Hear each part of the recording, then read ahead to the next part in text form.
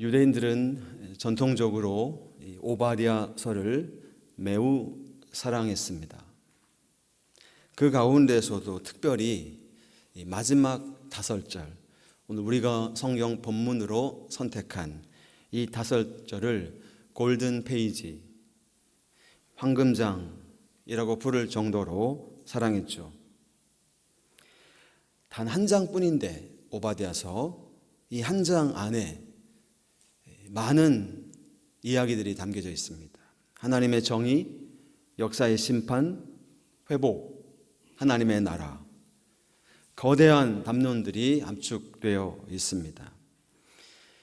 단순히 한 민족을 향한 예언이 아닙니다. 이 책은 하나님께서 온 인류 역사를 어떻게 다스리시는가에 대한 선언입니다.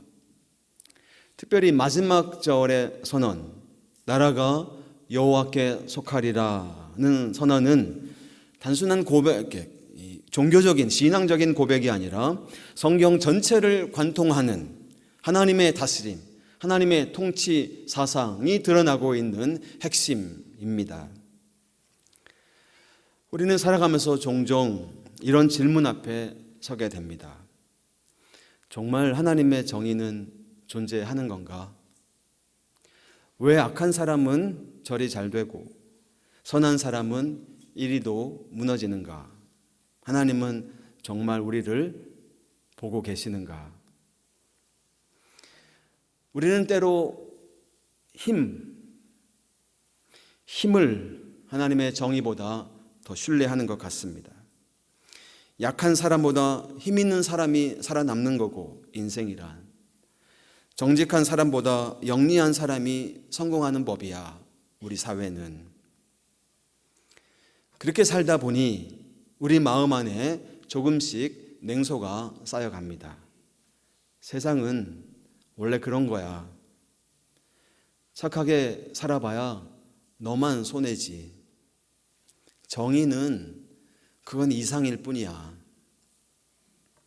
그런데 오늘 오바댜서는 바로 그 냉소 속으로 들어옵니다.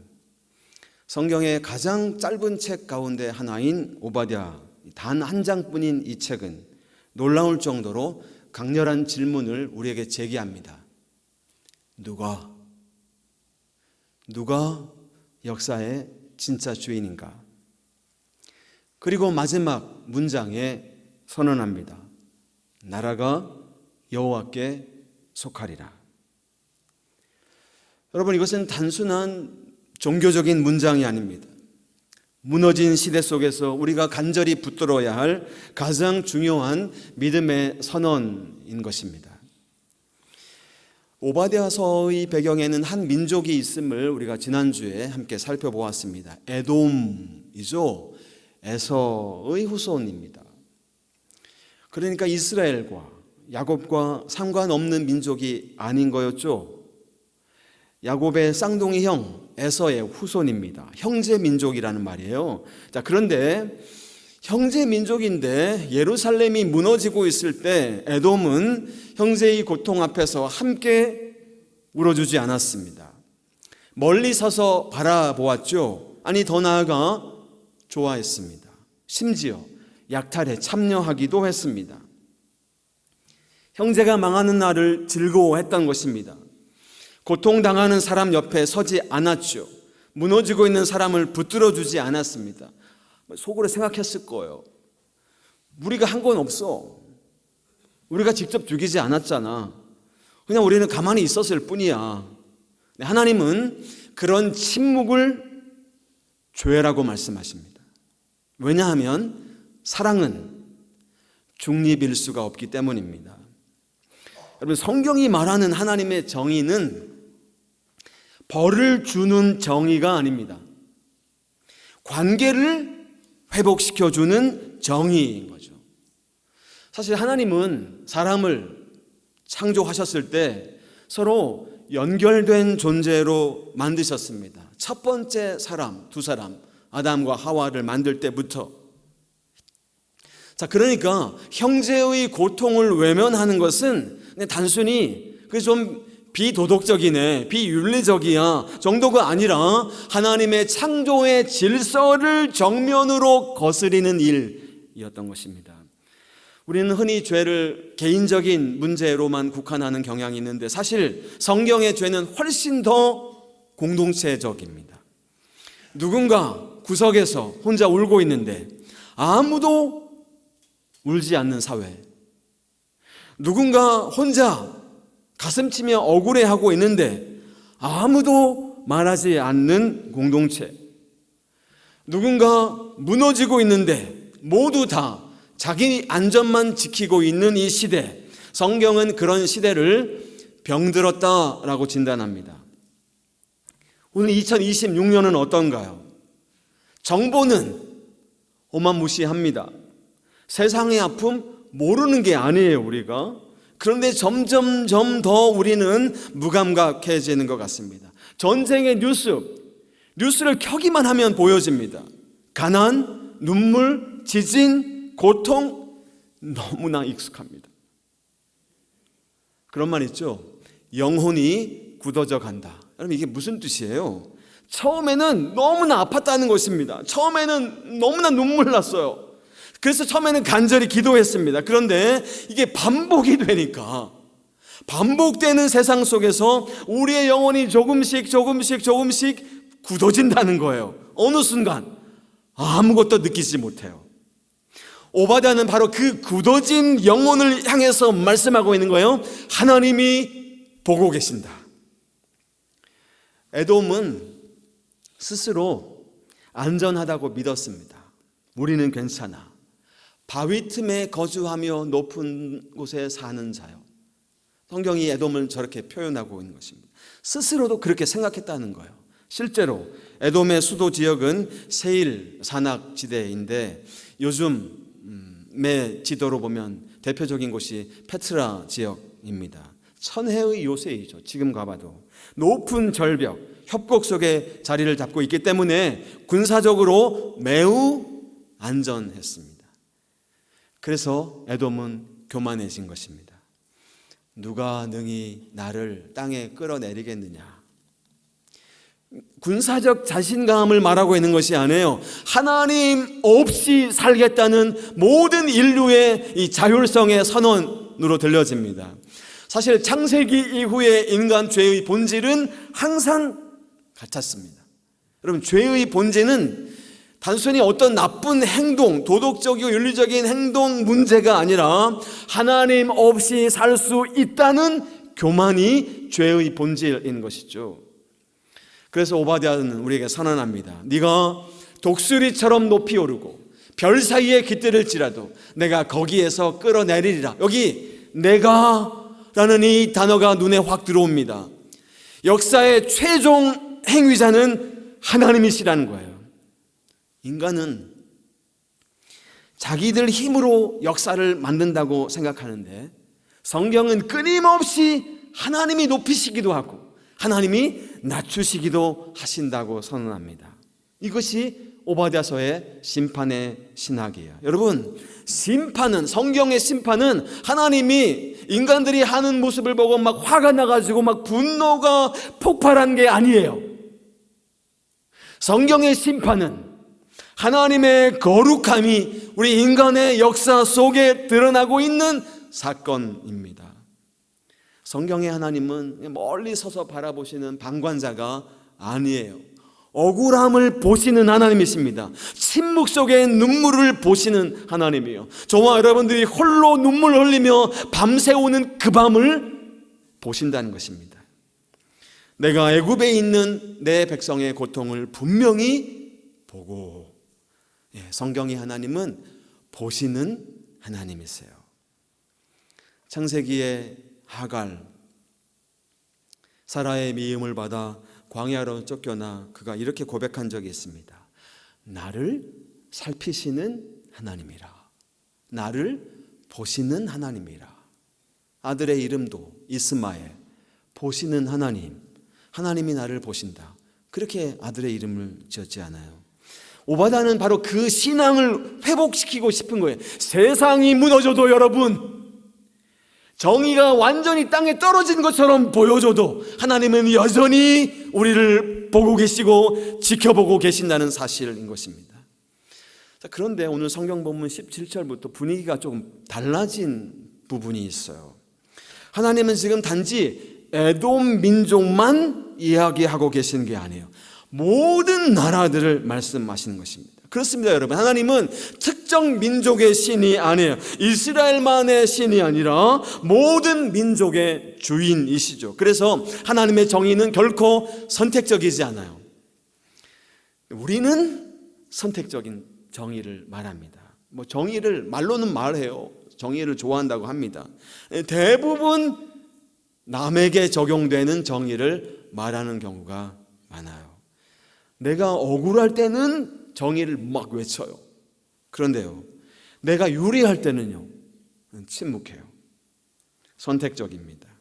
언제나 자기 중심적으로 정의를 말해요. 그러나 하나님의 정의는 달라요. 하나님은 강한 나라에도 말씀하시고 약한 나라에도 말씀하십니다. 하나님은 신앙인에게도 말씀하시고 비신앙인에게도 말씀하시는 분.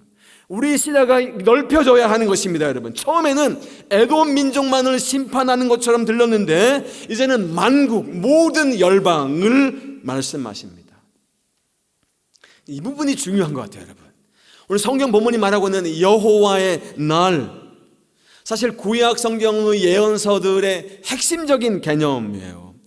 아모스, 요엘, 스바냐, 이사야, 말라기 모두 다 이 개념을 사용해요. 그런데 이 여호와의 날이라는 이 단어를 이스라엘은 생각하기를 자기들에게 유리한 날, 자기들에게만 좋은 날로 해석합니다.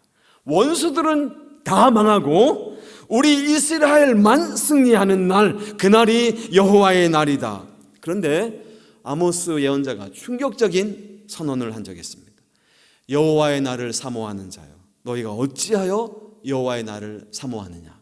그날은 어둠이요 빛이 아니라. 왜요? 하나님의 심판은 선택적이지 않다는 거예요, 여러분. 우리가 읽고 있는 오바댜도 같은 흐름인 것입니다. 에돔만 심판하시는 하나님이 아니라 모든 나라들이 하나님의 기준 아래 서 있는 거예요. 네가 행한 대로 너도 받을 것인지. 여러분, 이게 성경 전체의 질서인 것입니다. 신약 성경도 마찬가지예요. 갈라디아서 6장도 사람이 무엇으로 심든지 그대로 거두리라. 여러분, 성경의 심판은 단순 보복이 아니라 하나님의 질서가 회복되는 것이라고 제가 말씀드립니다. 모두가 다, 이스라엘도 포함해서 하나님의 기준 앞에 서 있습니다. 이건 두려운 일이죠. 왜냐하면 자꾸 우리는 비교하며 살기 때문에 그렇습니다. 아유, 내가 저 사람보다는 낫지. 야, 우리가 이 사람들보다는 더 나은 거 아니야? 저 정도는 아니잖아. 그런 하나님 앞에서는 비교 불가입니다. 빛 앞에서는 모든 것이 드러나게 되어 있어요. 하나님은 결국 감춰진 것들을 드러내십니다. 우리가 외면했던 것, 우리가 합리화시켰던 것, 우리가 숨겼던 것, 하나님은 전부 다 보십니다. 여러분, 하나님의 심판은 파괴 자체가 목적이 아니에요. 그러나 17절을 보십시오. 오직 시온산에서 피할 자가 있겠다. 여러분, 지금 심판을 이야기하고 있는데 하나님은 피할 자, 남은 자를 말씀하십니다. 이것이 성경의 놀라운 특징 중에 하나예요. 하나님은 무너뜨리시지만 동시에 다시 세우십니다. 끊어내시지만 동시에 연결시키시는 분이에요. 심판은 끝이 아니라 회복으로 가는 과정인 것입니다. 하나님은 은혜의 씨앗을 남기시죠. 심판의 목적이 회복이기 때문에 그러합니다. 우리의 인생도 그러해요, 여러분. 하나님은 때때로 우리의 삶을 막 흔들어 대십니다. 막 계획이 무너지죠. 절망이죠. 붙들고 있던 것이 사라집니다. 여기가 벽인가? 여기가 끝인가? 그런 생각이 들어요. 그러나 여러분, 모든 문은 벽에 붙어 있습니다. 문 혼자 존재하는 문을 보신 적이 있습니까? 없습니다. 그런 문은 반드시 벽에 있습니다. 거꾸로 말하면 모든 벽에는 반드시 문이 있다는 것입니다. 우리는 때때로 묻습니다. 하나님, 내 삶을 왜 이렇게 흔드시는가요? 여기가 끝인가요? 여기가 벽인가요? 그러나 시간이 지나고 나면 알게 됩니다. 하나님이 우리를 망하게 하려고 하시는 것이 아니라 우리의 삶을 흔드셨다는 것, 우리를 살리기 위해서 흔드셨다는 사실을요, 우리 안에 잘못 세워진 것들을 무너뜨리시고 진짜 토대 위에, 참되운 토대 위에 우리를 세우시려고 하셨다는 사실을 말입니다. 오바댜는 마지막 절에서 엄청난 선언을 하죠. 구원받은 자들이 시온산에 올라와서 에서의 산을 심판하리니 나라가 여호와께 속하리라. 짧지만 성경 전체를 관통하는 선언인 것입니다. 여러분, 이 세상은 누구의 것인가요? 권력자의 것인가요? 돈 많은 사람의 것인가요? 강한 나라의 것인가요? 아닙니다. 나라의 주인은 하나님이십니다. 우리는 눈에 보이는 힘을 자꾸만 쫓아가요. 돈이 세상을 움직인다고 생각합니다. 정치가 세상을 바꾼다고 생각해요. 권력이 역사를 만든다고 생각합니다. 물론 조금 영향은 있을 것이에요. 그러나 성경은 말합니다. 최종 결정권자는 하나님이시다. 여러분, 이 믿음이 우리에게 없으면 우리는 자꾸 세상을 닮아가게 되어 있어요. 불안해지고 경쟁 속에 들어가고 빼앗고 두려워하게 되는 것입니다. 왜냐하면 하나님 나라보다 세상 나라를 더 현실적으로 느끼기 때문에. 그러므로 예수님께서 우리에게 가르쳐 주신 기도의 한 부분을 기억합시다. 나라가 임하시오며. 여러분, 단순히 죽어서 천국 가게 해달라는 기도가 아닌 거잖아요. 지금 이 땅 가운데, 우리 일상 가운데 하나님의 다스림이 이루어지게 해달라는 기도인 거잖아요. 하나님이 살아계심을 우리가 믿기 때문에 그 살아계심을 내 삶 속에서 경험하고 싶다는 간절함 아닙니까?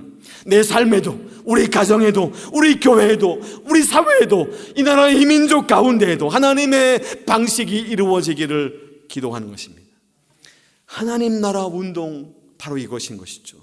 신앙은 하나님과 함께 걷는 삶인 것입니다. 내 뜻보다 하나님의 뜻을 묻고, 나의 욕심보다 하나님의 마음을 배우고, 내 유익보다 하나님의 나라를 선택하는 삶입니다. 물론 어렵죠. 쉽지 않습니다. 왜 그래요? 하나님 나라는 느리게 가기 때문에 그래요. 세상 방식은 막 즉각적이잖아요. 힘은 빨라요. 욕심은 달콤합니다. 그런 하나님의 나라는요, 기다림 속에서 자라납니다. 씨앗처럼 자라죠. 누룩처럼 퍼져갑니다. 그래서 필요한 게 뭐예요? 믿음이 필요한 것이죠. 눈에 다 보이지 않아도 하나님이 여전히 일하고 계시다는 믿음. 악이 아무리 커 보여도 마지막은 결코 하나님 속에 있다는 이 믿음. 최종 통치권은 하나님께 있습니다 라고 하는 이 선언. 단순히 미래의 예언이 아니라 성경 전체의 방향성인 것입니다. 오바댜서도 그 거대한 흐름 속에 있는 거고요. 오늘도 영화 한 편, 쉰들러 리스트 영화를 기억하시죠? 인상적인 장면이, 유대인들이 막 끌려가고 사람들이 죽어가고 도시가 막 무너지고 있는데, 어떤 사람들은 이 장면을 너무나 익숙하게 바라봅니다. 처음에는 충격이었어요. 처음에는 공포였습니다. 근데 시간이 지나자 사람들이 점점 무뎌집니다. 죽음이 반복되는 것을 보니까요, 눈물이 반복되고 폭력이 반복되니까 사람들이 익숙해지는 것입니다. 그리고 그 익숙함 속에서 가장 무서운 일이 일어납니다. 제가 보기에 가장 무서운 일은 수백만 명이 죽은 것이 아니라 사람들이 더 이상 아파하지 않게 되었다는 것입니다. 저는 이것이 오바댜서의 에돔과 비슷하다고 생각합니다. 예루살렘이 무너질 때 에돔은 처음에 놀랐겠죠. 근데 어느 순간부터 그들의 마음이 굳어진 것입니다. 구경하게 되고 즐거워하게 되고 약탈에 참여하게 되는 것입니다. 여러분, 죄는 갑자기 확 깊어지지 않아요. 처음에는 작은 무관심이었습니다. 작은 침묵, 작은 외면, 반복되면 영혼이 굳어지는 것입니다. 여러분, 우리 시대의 가장 큰 위기는 뭘까요? 정보 부족이 결코 아닌 것이잖아요. 우리는 너무나 많이 알아요. 세상의 아픔도 알고, 전쟁도 알고, 가난도 알아요, 외로움도 압니다. 근데 문제는 너무나 많다 보니까 점점 덜 아프게 된다는 거예요. 눈물에 익숙해지고, 고통에 무감각해지고, 타인의 아픔을 스쳐 지나간다는 것입니다. 그런데 하나님은 오늘 오바댜서를 통해 우리에게 말씀하십니다. 너는 형제의 고통 앞에서 어디에 서 있었느냐? 이 질문은 단지 에돔에게만 향하는 질문이 아니라 오늘 우리들에게도 향하는 질문입니다. 누군가 억울할 때 너는 무엇을 했느냐? 누군가 울고 있을 때 너는 어떻게 했느냐? 여러분, 하나님 나라의 백성은요, 이런 상황들에 대해서 외면하면서 살 수가 없습니다. 여러분, 본질적으로 고통 앞에서 머물러야 하고, 눈물 곁에 서야 하고, 사랑을 선택해야 하는 것입니다. 친애하는 교회 여러분, 오바댜서는 매우 짧은 책이긴 한데 아주 큰 소망을 우리에게 보여줍니다. 세상은 흔들릴 수 있어요, 여러분. 정의가 사라진 것처럼 보일 수 있습니다. 그러나 마지막 결론은 결코 바뀌지 않습니다. 나라가 여호와께 속하리라. 오바댜서는 매우 현대적인 책이에요, 여러분. 왜냐하면 오늘 우리들의 시대 역시 힘을 숭배하고 성공을 절대화시키고 타인의 고통에 무감각해지고 있기 때문에 그렇습니다. 교회를 향한 질문이기도 하죠. 너희는 고통 앞에 어디에 서 있느냐? 하나님의 나라를 믿는다고 말로는 말하면서 세상 방식으로 살아가고 있는 것은 아니냐라고요. 오늘 현대 교회의 위기는 프로그램 부족이 결코 아닌 것입니다. 상상력의 부족입니다. 상상력의 상실, 하나님 나라의 상상력을 잃어버리고 있는 게 우리의 문제인 것입니다. 적어도 저와 여러분들은 다른 걸 보는 사람들이란 거잖아요. 세상 사람들이 보기에 이 사람들 제정신이 아니구나, 미쳤구나, 이 정도는 돼야 되는 거 아니에요, 여러분? 세상 사람들이 보기에 우리랑 똑같네, 다른 게 없네, 이러면 문제인 거 아닙니까, 여러분? 하나님 나라의 상상력으로 충만한, 하나님 나라의 비전으로 충만한 저와 여러분들의 눈이고 마음이 되어야 되는 것이죠. 돈이 더 강하게 보이고, 권력이 더 실제 같고, 성공이 더 중요해 보인다면 말이죠, 오늘 이 말씀을 선포해야 됩니다. 나라가 여호와께 속하리라. 여러분, 이것은 삶의 방향에 관한 문제인 것이에요. 여러분, 이 믿음이 있는 사람은 정의를 포기하지 않습니다. 사랑을 냉소하지 않죠. 세상 방식을 결코 따라가지 않습니다. 왜요? 마지막 최종의 승리가 분명히 하나님께 속해 있다는 사실을 알기 때문이에요. 여러분, 초대교회 성도들이 로마 제국의 핍박 아래서 믿음을 지킬 수 있었던 이유도 바로 여기에 있는 거예요. 황제가, 로마 황제가 이 진짜 주인이 아니다, 진짜 주인은 우리 하나님 여호와시다, 믿었기 때문에 그렇습니다.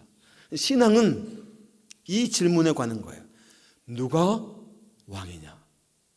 여러분들에게 누가 왕입니까? 무엇이 왕입니까?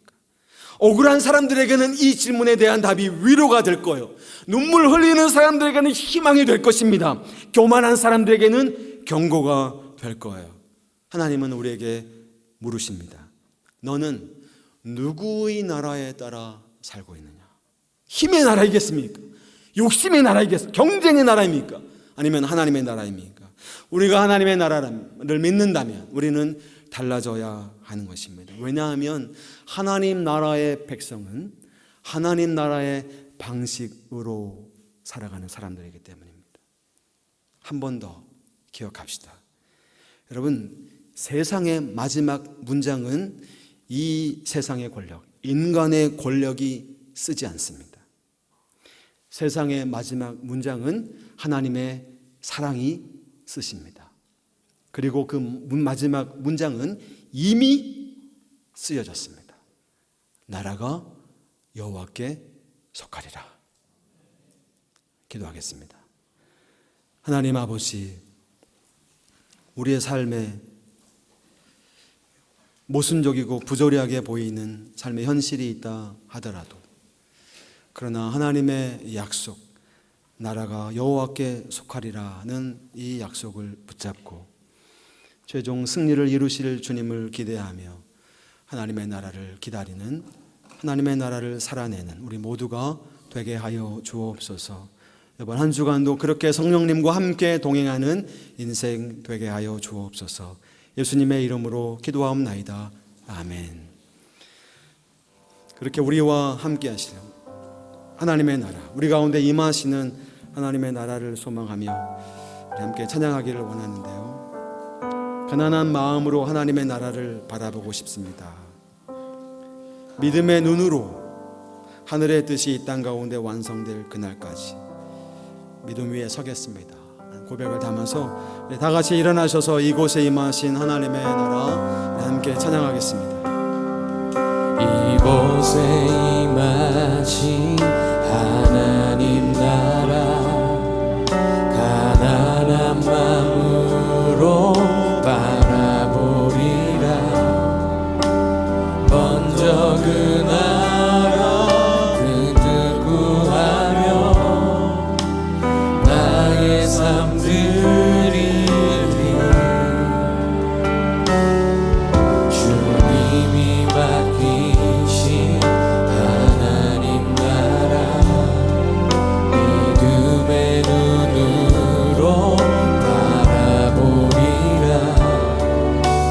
하늘의 뜻이 이 땅 가운데 완성될 그날까지 믿음나여 그 위에 서리라. 하나님의 나라는 무너지지 않으리. 믿음나여 그 나라 세워가리라. 주님 곧 오실 때까지 이곳에 임하신 하나님 나라, 가난한 마음으로 바라보리라. 먼저 그 나라 그 뜻 구하며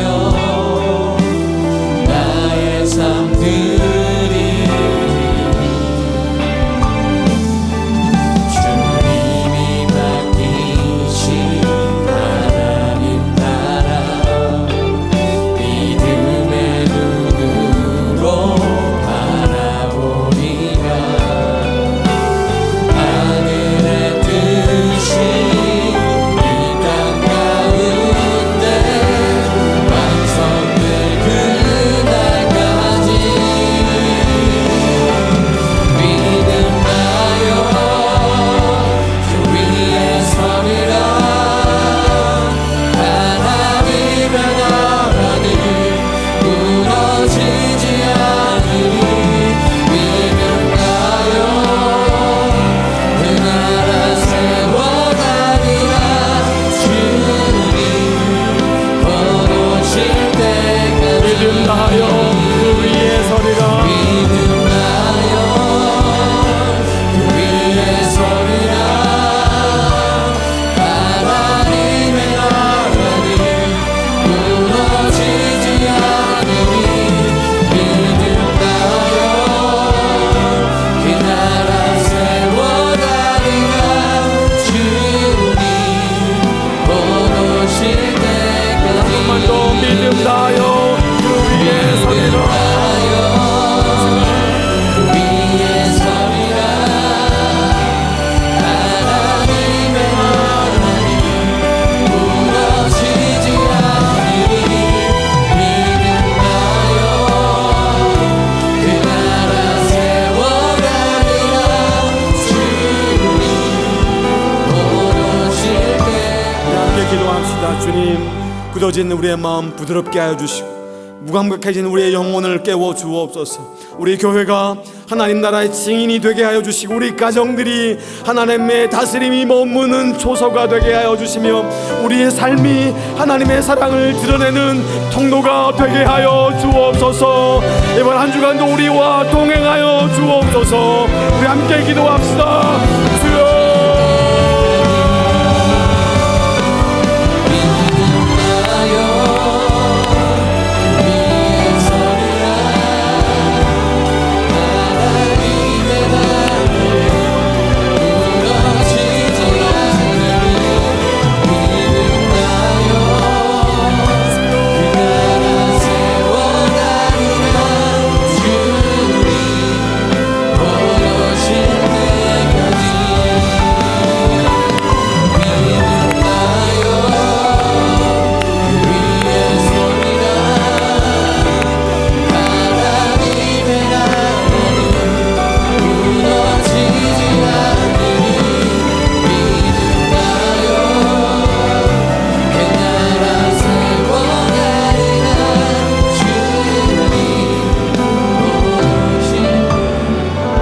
은혜로우신 주님, 우리는 종종 눈에 보이는 힘을 의지하며 살기도 하였습니다.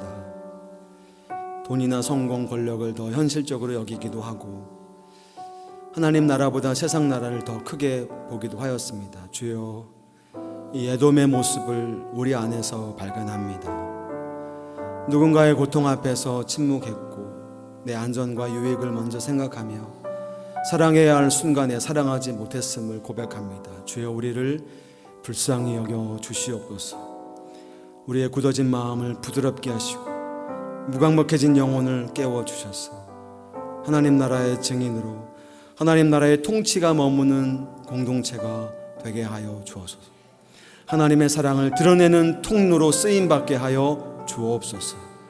그런 신앙의 고백, 감사의 마음을 담아 하나님께 드리는 우리의 헌금 역시 하나님 나라를 위해 귀히 쓰임받게 하여 주시고, 사랑하는 우리 모든 교우들의 삶과 가정에, 그리고 일터에, 그리고 사업터에 하늘의 복을 가득히 부어 주옵소서.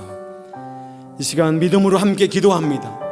우리를 지금도 바라보고 계시는 주님, 우리를 잊지 않으시는 하나님, 광야의 하갈을 바라보셨고 애굽에 노예된 이스라엘을 눈물을 보셨던 하나님, 오늘 우리들의 눈물 보고 계심을 믿습니다. 상처 입은 우리의 마음을 만져 주옵소서. 사람에게 받은 상처, 실패와 좌절의 기억들, 외로움과 두려움 가운데 있는 영혼들을 찾아가 주시고 일으켜 세워 주옵소서. 예수 그리스도의 이름으로 선포합니다. 낙심의 영은 떠나갈지어다. 두려움의 권세는 끊어질지어다. 절망의 사슬은 풀어질지어다. 주님께서 우리의 상한 마음들을 싸매어 주시고 찢어진 심령들을 회복시켜 주옵소서.